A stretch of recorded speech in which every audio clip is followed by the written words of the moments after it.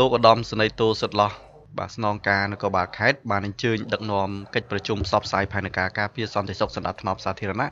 និងសុវត្ថិភាពសង្គមក្នុងឱកាសបុណ្យចូលឆ្នាំចិនខាងមុខនេះដោយអនុវត្តតាមការដឹកនាំបញ្ជាដ៏ខ្ពង់ខ្ពស់អាដាមនាយឧត្តមសេនីយ៍សុថេតអគ្គស្នងការនគរបាលជាតិនៅរសៀលថ្ងៃទី10ខែកុម្ភៈឆ្នាំ2026កន្លងទៅនេះលោកឧត្តមសេនីយ៍តូសិតឡោះស្នងការនៃស្នងការដ្ឋាននគរបាលខេត្តបន្ទាយមានជ័យបានអញ្ជើញដឹកនាំកម្លាំងនគរបាលក្រោមអាវ៉ាតប្រជុំផ្សព្វផ្សាយផែនការការពារសន្តិសុខសណ្ដាប់ធ្នាប់សាធារណៈនិងសុវត្ថិភាពសង្គមក្នុងឱកាសបុណ្យចូលឆ្នាំថ្មីប្រពៃណីរបស់ប្រជាជនចិននិងវៀតណាមកិច្ចប្រជុំនេះត្រូវបានប្រារព្ធធ្វើនៅស្នងការដ្ឋាននគរបាលខេត្តដែលមានការអញ្ជើញចូលរួមពីលោកស្រីឧត្តមសេនីយ៍ត្រី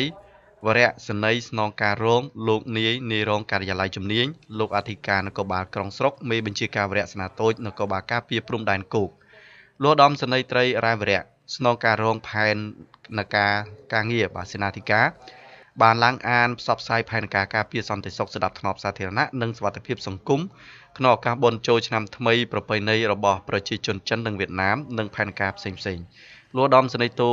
សិតឡោះបានដាក់ចេញផែនការដល់កងកម្លាំងនគរបាលទាំងអស់ត្រូវទី1គឺត្រូវក្តាប់រាល់ព័ត៌មាននិងគ្រប់គ្រងរាល់សភាពការអសន្តិសុខផ្សេងៗទី2ត្រូវសហការឲ្យបានល្អជាមួយសមាជិកនិងអាជ្ញាធរពាក់ព័ន្ធដើម្បីងាយស្រួលក្នុងការបំពេញការងារទី3ផ្សព្វផ្សាយការហាម5មិនឲ្យមានការដុតផាវនិងលេងគ្រឿងផ្ទុះផ្សេងបាទទី4នោះគឺពង្រឹងទប់ស្កាត់រាល់បទល្មើសព្រហ្មទណ្ឌបទល្មើសគ្រឿងញៀននិងក្មេងទំនើងបាទបន្តពង្រឹងការយាមល្បាតវេនប្រចាំបញ្ជាត្រៀមកម្លាំងអន្តរាគមន៍24ម៉ោង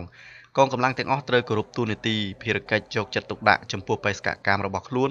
ដោយស្មារតីទទួលខុសត្រូវនិងធានាឲ្យបានទាំងស្រុងនៅសន្តិសុខសណ្ដាប់ធ្នាប់សាធារណៈនិងរបៀបរៀបរយជូនថ្នាក់ដឹកនាំជាន់ខ្ពស់បណ្ដាអិសរាជជនសំខាន់ៗមន្ត្រីរាជការប្រជាពលរដ្ឋដែលបានអញ្ជើញចូលរួមក្នុងពិធីបុណ្យប្រព្រឹត្តទៅប្រកបដោយបរិយាកាសសប្បាយរីករាយនិងមានប្រសិទ្ធភាពខ្ពស់